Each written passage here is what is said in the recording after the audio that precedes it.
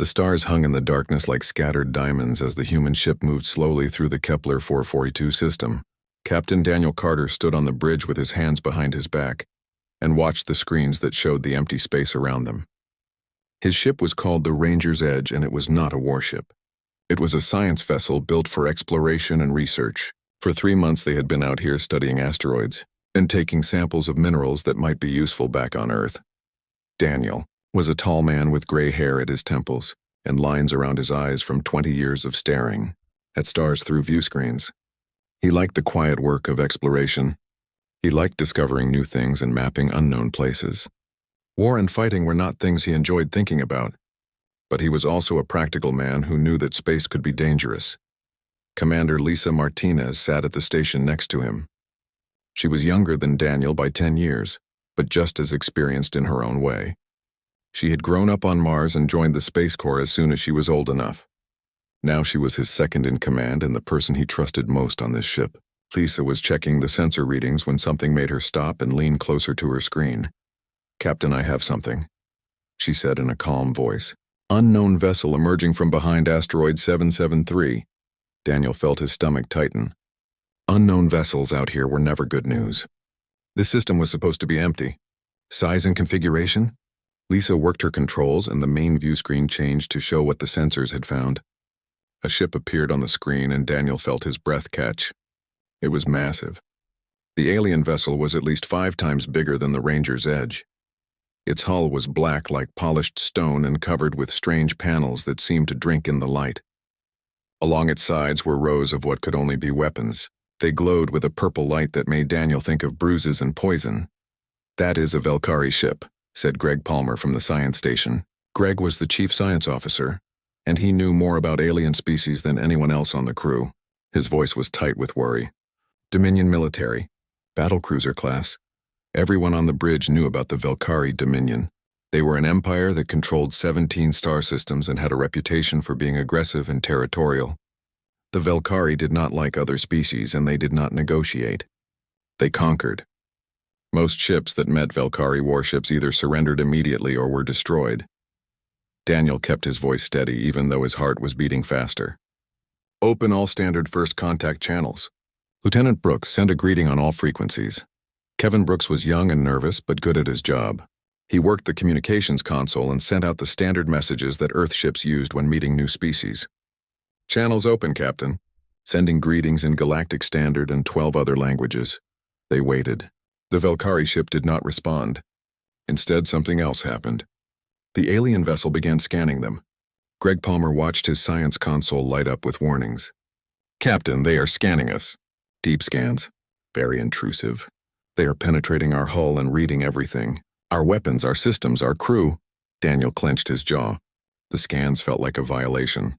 It was like having someone go through your home without permission, while you stood there and watched. "Keep trying to hail them, Brooks." "Still no response, sir." The scans continued for 2 minutes that felt like hours. Then they stopped. The Valkyrie ship was silent for a moment and then a message came through. It was not in the polite language of diplomacy.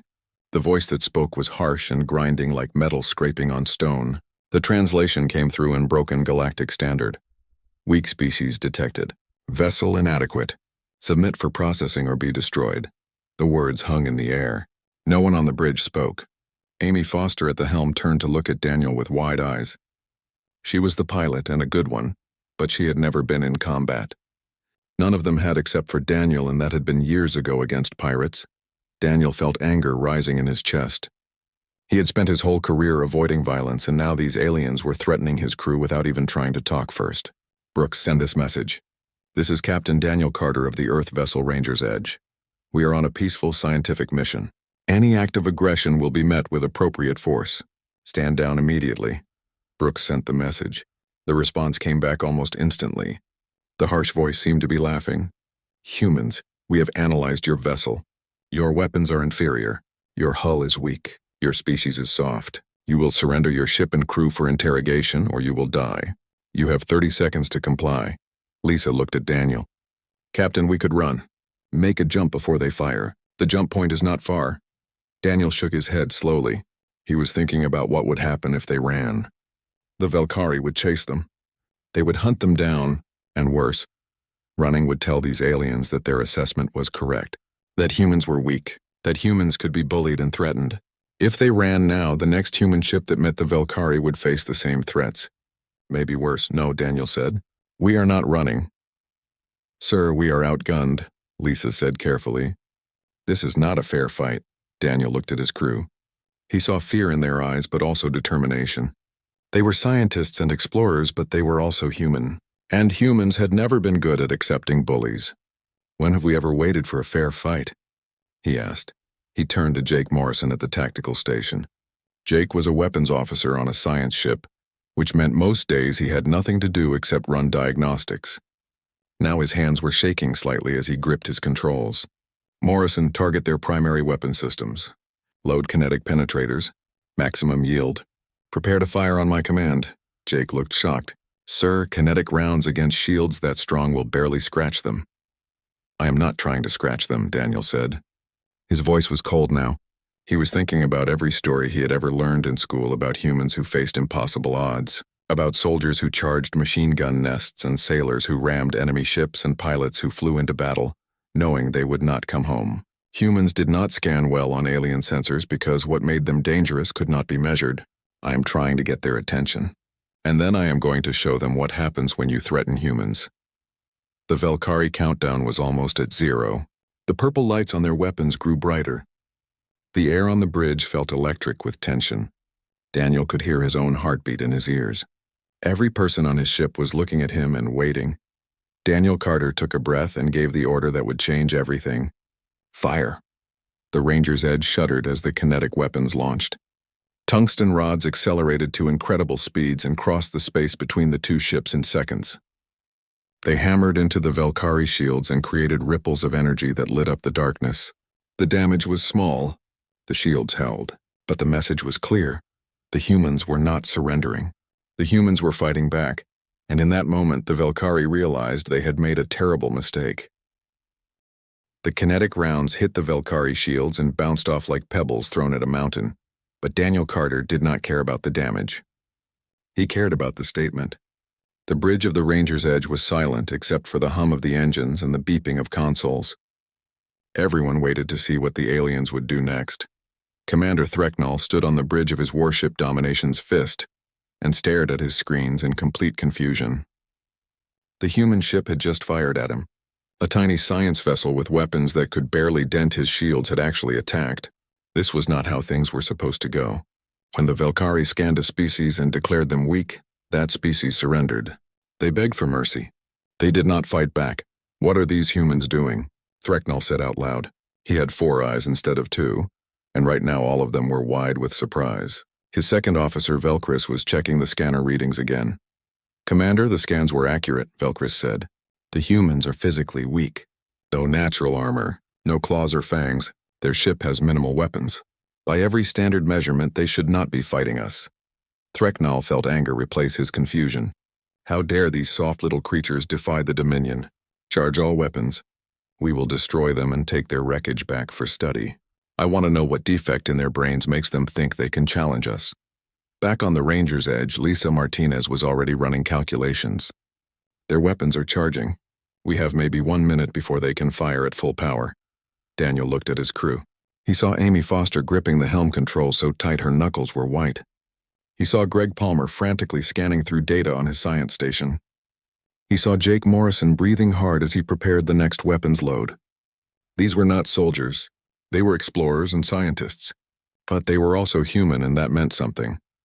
Listen to me, Daniel said in a voice that carried across the bridge. That ship out there thinks we are weak because we do not have thick skin or sharp teeth. They think we will break easily because we are small and soft, but they do not understand what makes us strong. We are strong because we adapt. We are strong because we think. We are strong because when someone threatens us, we do not give up. We fight, and we keep fighting until we win, or until there is nothing left of us to fight with. Kevin Brooks looked up from his station with hope in his eyes. What do we do, Captain? We show them what humans are really made of, Daniel said. He turned to the engineering station where the chief engineer, Paul Stevens, was monitoring the power systems. Stevens, I need everything you can give me. Pull power from life support in the empty sections. Shut down the labs. Reroute everything to shields and weapons. Paul Stevens was a big man with grease on his hands and a mind that understood machines better than people. His voice came through the comm sounding excited instead of scared. Captain, I can do that, but we will be running the reactor hot. Very hot. We will have maybe 20 minutes before things start melting. We will not need 20 minutes, Daniel said. Do it. Down in engineering, Paul and his team started working fast. They pulled cables and rerouted power conduits and pushed the ship's reactor beyond what the safety manuals said was possible. The reactor core started glowing brighter, and the temperature gauges climbed into the red zone. But power began flowing to the weapons and shields at levels the Ranger's Edge had never produced before. On the bridge, Greg Palmer was working on something else. He had been studying the Velkari shield frequencies and comparing them to known physics. His fingers flew across his console as he ran calculations. Captain, I think I found something. Their shields operate on a harmonic frequency. If we can match that frequency and then disrupt it, we might be able to create a gap. Might? Lisa asked. Greg looked up with a nervous smile. Probably, maybe, it is worth trying. Daniel nodded. Send the data to Morrison. Let us give it a shot. Jake Morrison downloaded the information and started programming it into the weapon systems. Meanwhile, the Velkari ship was moving closer. Its weapons were almost fully charged. The purple glow had become so bright it was painful to look at. 30 seconds until they fire, Lisa said. Daniel watched the tactical display. The Velkari ship was massive and powerful. His ship was small and damaged from just the stress of overloading their own systems. On paper, this was not a fight. It was an execution. But Daniel had learned a long time ago that paper did not account for human stubbornness. Morrison, fire the modified particle beam as soon as you have a lock. Amy, as soon as that beam fires, I want you to roll us 30 degrees starboard and give me full acceleration.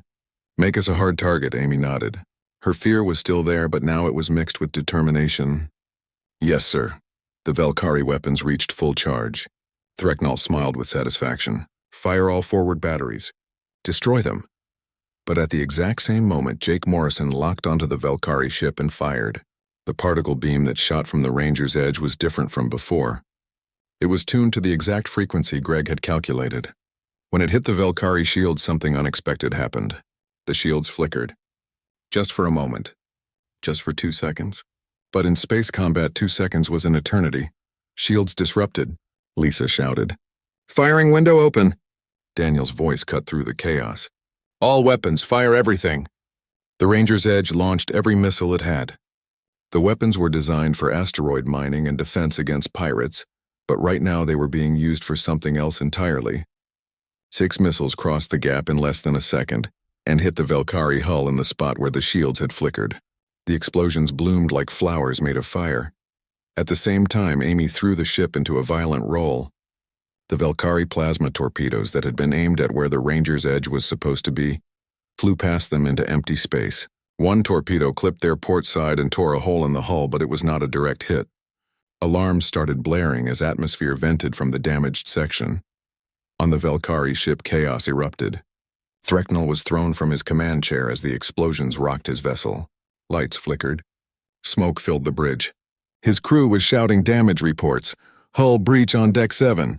Weapons Array 2 is offline. Casualties reported. Threcknell pulled himself back into his chair and tried to understand what was happening. His ship had been hit. Actually hit. By a vessel his scan said was harmless. How is this possible? Velkris had no answer.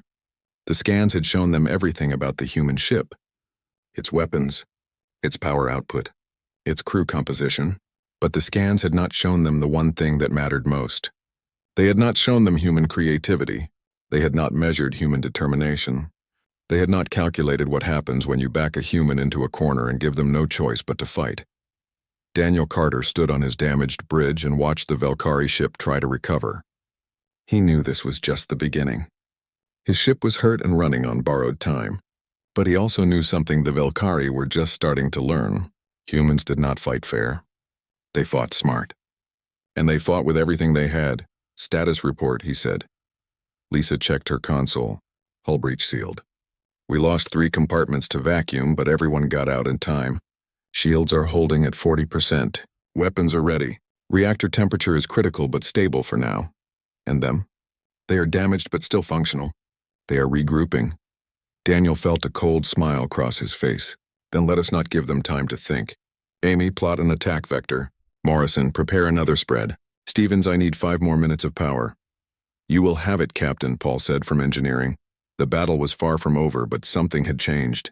The Velkari had expected an easy victory. They had expected the humans to break.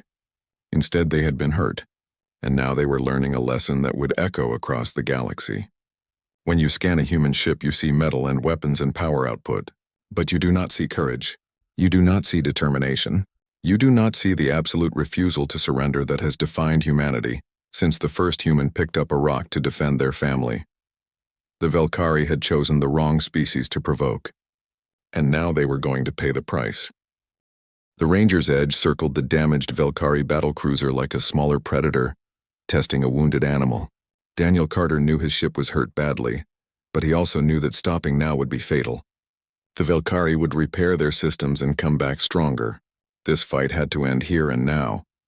Down in the medical bay, Dr. Rachel Kim was treating 3 crew members who had been injured when the hull breach happened.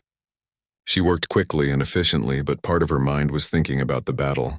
Rachel was not a fighter. She was a healer. But even she understood that sometimes you had to hurt someone to protect the people you cared about. She finished bandaging a burned arm and then went back to her office where she had been studying something interesting.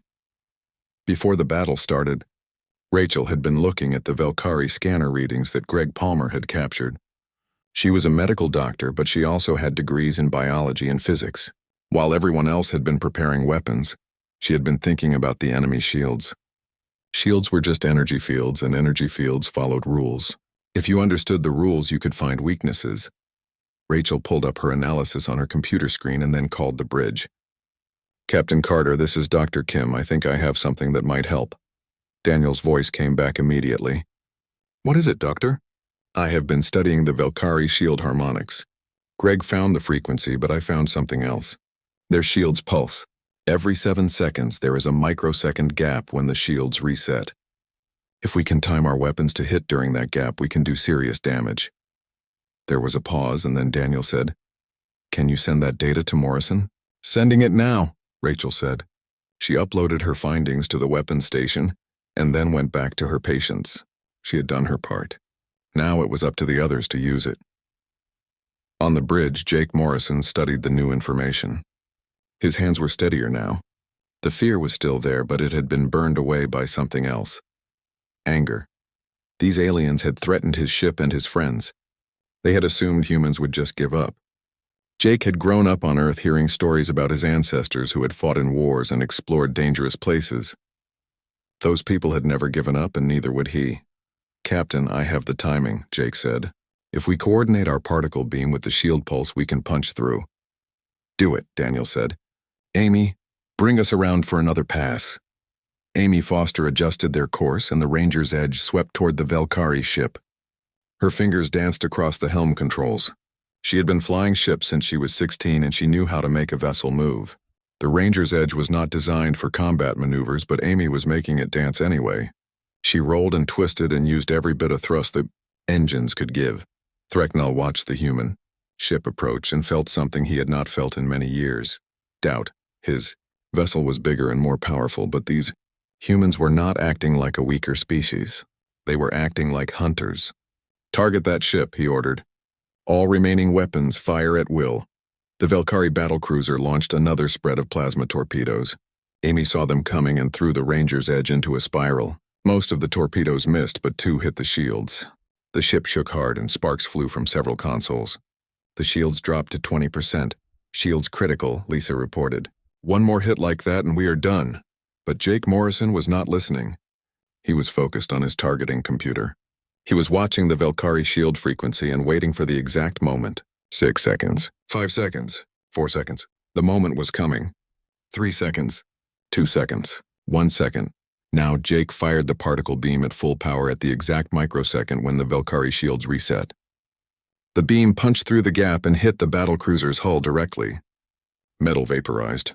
Internal systems exploded. A chain reaction started deep inside the Velkari ship that their damage control teams could not stop. Direct hit, Lisa shouted. Their main reactor is destabilizing. On the Domination's fist, alarms were screaming.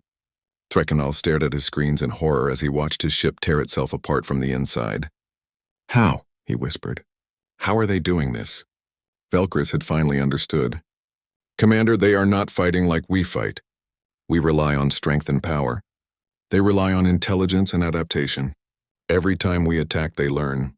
Every time we defend, they find a weakness. Our scans told us they were weak, but the scans were wrong. They are not physically strong, but they are mentally strong, and that is more dangerous." Threkanal knew Velkris was right, but it was too late. The reactor breach was spreading. His ship had minutes left before it exploded. He looked at the human vessel on his screen. It was damaged and small and should have been destroyed in the first minute of combat. But it was still there, still fighting, still refusing to die. For the first time in his military career, Threkanal understood what it meant to be afraid. Daniel Carter watched the Velkari ship start to break apart and felt no joy. He felt tired and sad. He had not wanted this fight. All he had wanted was to explore and learn. But the Velkari had given him no choice. They had threatened his crew and assumed humans would surrender. That assumption had cost them everything. "Captain," Paul Stevens called from engineering, "our reactor is at critical temperature. We need to shut down or we are going to have our own meltdown." Daniel made a decision that would save his crew but leave them helpless. "Eject the core. Set it to detonate 7 seconds after ejection. Position it between us and them." Lisa looked at him in shock. "Sir, that will leave us dead in space. No power, no engines, no weapons, but alive," Daniel said. "Dead in space is better than dead in pieces." To it now. Paul and his team worked frantically in engineering.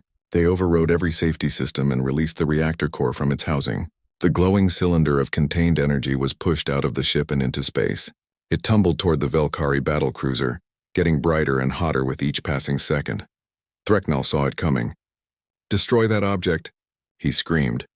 But before his weapons could target the ejected core, it reached critical mass. The explosion was like a small sun being born.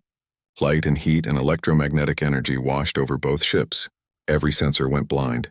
Every computer screen went dark. For a moment there was only white light and silence.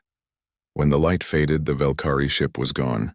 The explosion had finished what the human weapons had started. There was nothing left but debris and wreckage spreading across space. The Ranger's Edge drifted in the darkness. Every system was offline. The reactor was gone. Life support was running on battery backup only.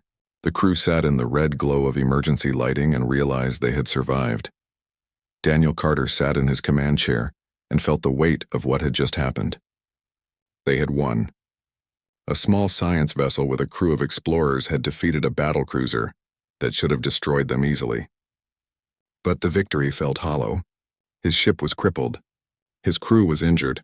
And somewhere out there were more Velkari ships that would eventually come looking for what had happened to this one. "Send a distress beacon," Daniel ordered. "Tell Earth what happened here. Tell them the Velkari attacked without provocation. Tell them we defended ourselves. And tell them to send help because we are not going anywhere."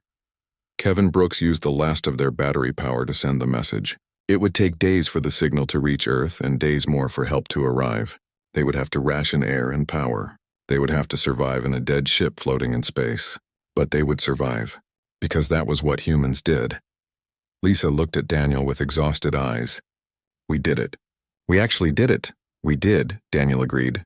"And now the galaxy is going to learn something new about humanity. We do not start fights, but we finish them." In the darkness of space, the wreckage of the Velkari ship slowly spread out in a debris field that would orbit this system for centuries. It would be a monument to the day the Velkari Dominion learned that scanning a species told you nothing about their spirit. It told you nothing about their courage, and it told you nothing about what they would do when you threatened the people they cared about. The Velkari had scanned the human ship and chosen the wrong species to provoke, and they had paid for that mistake with everything. 4 days passed in the cold darkness of space, and the crew of the Ranger's Edge had learned what it meant to survive with almost nothing. The emergency batteries were running low, and they had shut down everything except life support and the distress beacon.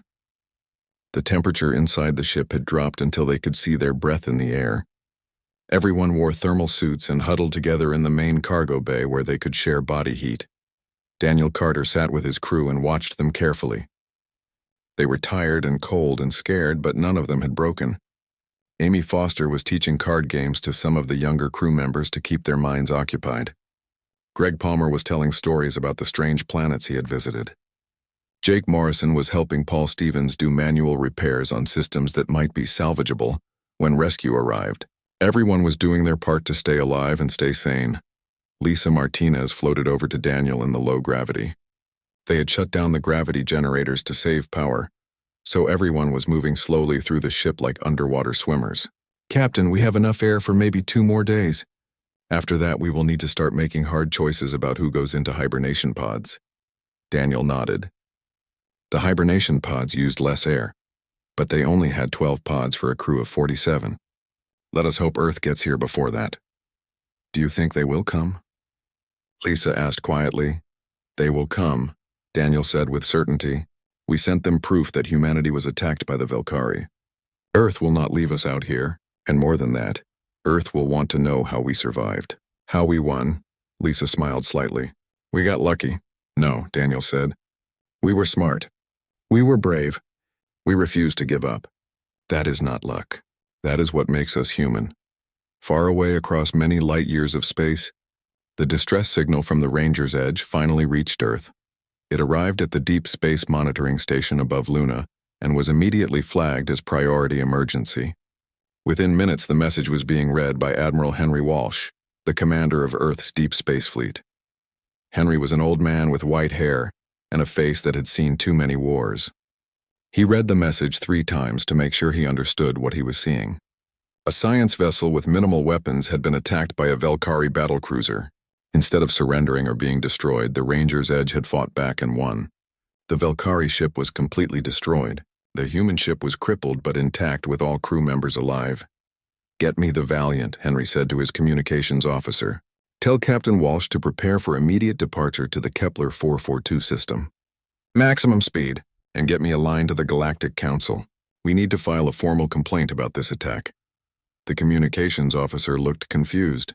"Sir, you are Captain Walsh." Henry realized his mistake and smiled.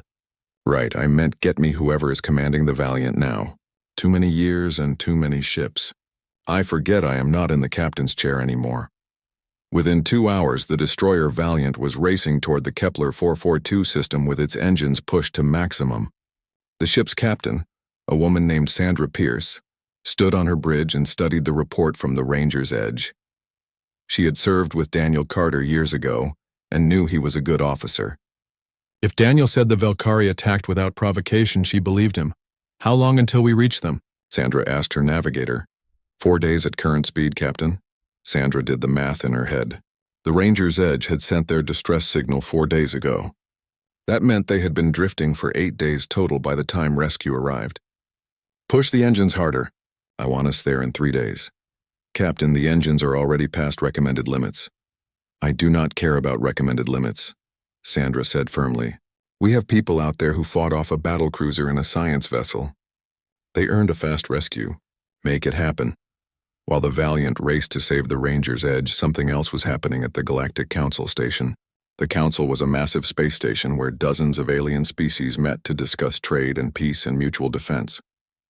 Earth had only been a member for 5 years, and was still considered a minor species by most of the older civilizations. Ambassador Christine Warren arrived at the council chamber with a datapad full of evidence and a head full of anger. Christine was a tall woman with dark skin and gray eyes that missed nothing. She had spent 3 years dealing with alien politics and had learned that most species saw humans as weak newcomers who should be grateful just to be allowed in the room. Today she was going to change that perception. The council chamber was a huge circular room with seats arranged in tiers around a central speaking platform. Representatives from 40 different species sat in their designated spots. The Velkari ambassador, a creature named Drathkor, sat in a position of honor near the front. The Velkari Dominion was respected and feared. No one wanted to anger them. Christine walked to the speaking platform and activated the holographic display. Images of the Ranger's Edge appeared in the air above her head, then images of the Velkari battlecruiser, then recordings of the attack captured by the human ship's sensors.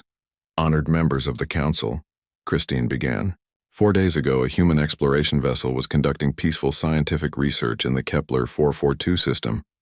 Without warning, without communication, without any provocation, a Velkari battlecruiser emerged and scanned our ship.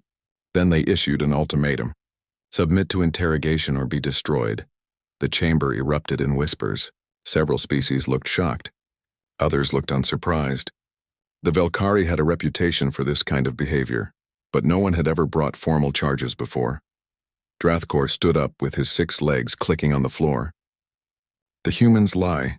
The Velkari Dominion does not attack without cause. Their vessel must have been in our territory. Christine pressed a button and a star map appeared. The Kepler 442 system is in neutral space. According to Council law, any member species has the right to conduct peaceful research there. We were not in Velkari territory. We were not threatening anyone. We were studying asteroids. She pressed another button and the recording of Threknal's voice filled the chamber. The harsh words about weak species and submission echoed off the walls. Several representatives shifted uncomfortably in their seats. This is what the Velkari said to us, Christine continued. They scanned our ship. They analyzed our crew. They decided we were weak. And based on that decision, they threatened us with death if we did not surrender. She paused and looked around the room. They made one critical error. They assumed that because we are physically small and our ship was modestly armed, we would not fight back. The holographic display changed to show the battle. The council members watched in stunned silence as the small human ship attacked the massive Velkari battlecruiser. They watched as the humans adapted and improvised. They watched as the science vessel that should have been destroyed in seconds instead damaged, and then destroyed its attacker. When the recording ended and the Velkari ship exploded, the chamber was completely silent. Christine let that silence hang for a moment before she spoke again. The Ranger's Edge had a crew of 47 scientists, engineers, and explorers. The Velkari ship had a crew of over 300 trained warriors. The Velkari vessel was 5 times larger and 20 times more powerful.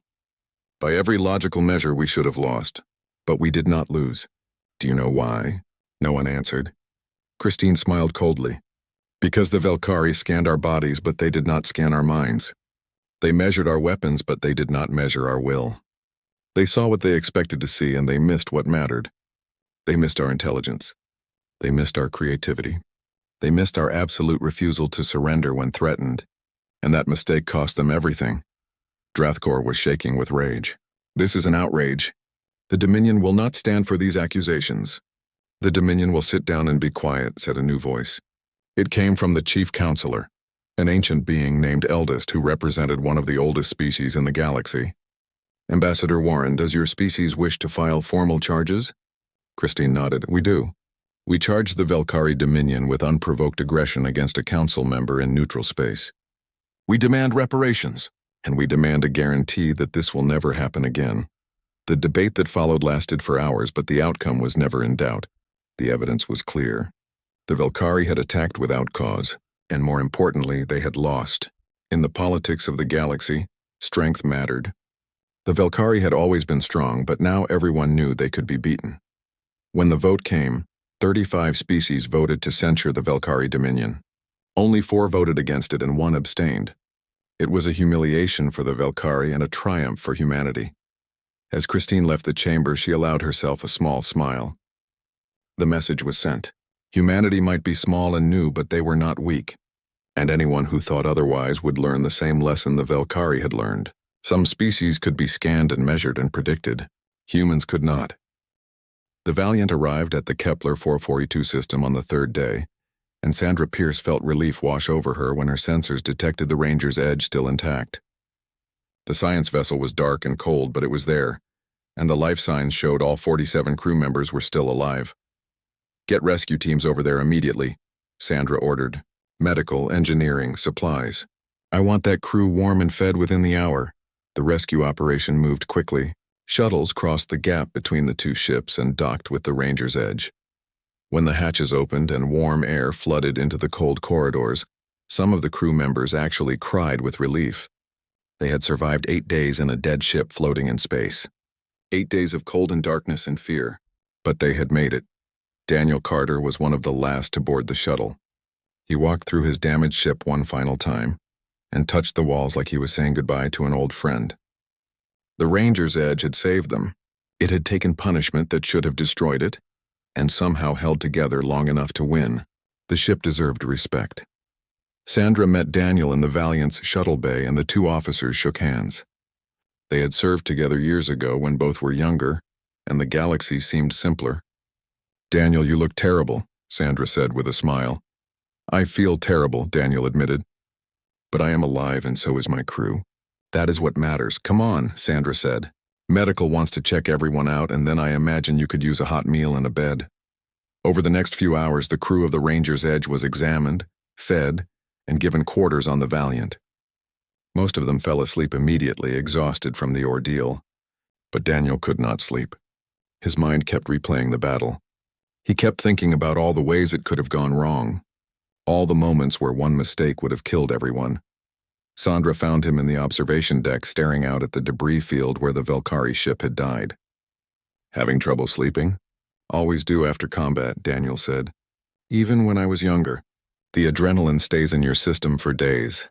Sandra stood beside him and looked at the wreckage. "I read your report. I watched the sensor logs. What you did was incredible. Impossible, really." "It did not feel incredible," Daniel said quietly. "It felt desperate. Every decision was a gamble. We could have died 100 different ways. But you did not die," Sandra pointed out. "You fought and you won. Do you know what that means? Do you understand how this changes everything?" Daniel looked at her with tired eyes. "What do you mean?" "For 5 years we have been the new species in the galaxy," Sandra explained. "The young race that everyone pats on the head and tells to be quiet while the adults talk. The Velkari especially have been dismissive. They see us as soft and weak because we do not have their size or their weapons or their empire. But you just proved them wrong.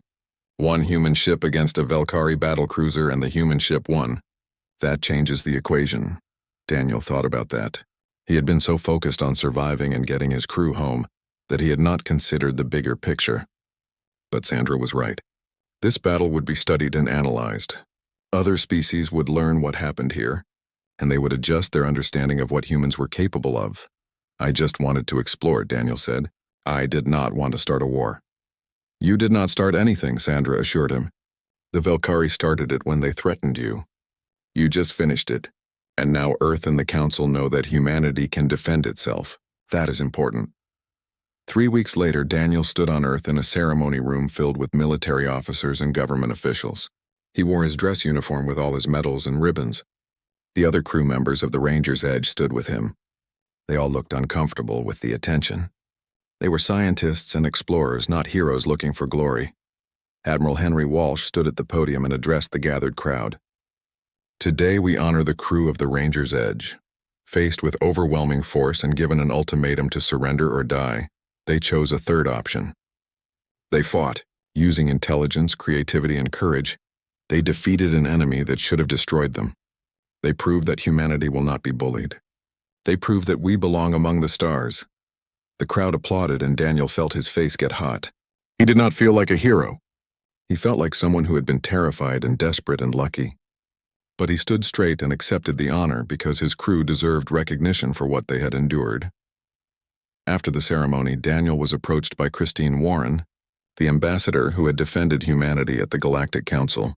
"Captain Carter, I wanted to thank you personally. Your actions made my job much easier. The Council could not ignore what happened. The evidence was too clear. What happens now?" Daniel asked. "Will the Velkari retaliate?" Christine shook her head. "I do not think so. They are too embarrassed. They lost a battle cruiser to a science vessel. That is not something they want to advertise. Instead, they have agreed to a non-aggression treaty. They will stay out of our space and we will stay out of theirs. So it is over? For now," Christine said. "But the galaxy is watching us differently now. 3 other species have approached Earth about forming mutual defense pacts. They saw what you did and they want allies who will not back down from bullies. You did not just save your crew, Captain. You changed humanity's position in galactic politics." Daniel thought about that as he left the ceremony and walked through the streets of the city where he had grown up. People recognized him from news broadcasts and some of them wanted to shake his hand or thank him. He was polite, but he did not stop to talk much. He just wanted to be alone with his thoughts. That evening, Daniel sat in his apartment and watched the sunset. Earth looked beautiful after weeks in space. The colors of the sky, the sound of wind in the trees, the smell of rain on pavement. These were things he had taken for granted before. Now they felt precious. His communicator buzzed with a message from Lisa Martinez. "Captain, I just got word. They are repairing the Ranger's Edge. She will be back in service in 6 months. Are you planning to return?" Daniel smiled as he typed his response. "Of course.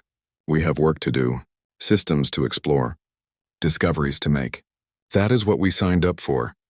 "Even after what happened," Lisa wrote back. "Especially after what happened," Daniel replied. "We proved that humans belong out there. We proved we can handle whatever the galaxy throws at us. I am not going to stop exploring just because it got dangerous. That would mean the Velkari won." The next day, Daniel received an invitation to speak at the Space Academy where new officers were being trained. He accepted, and a week later he stood in front of 200 young cadets who looked at him with admiration and hope.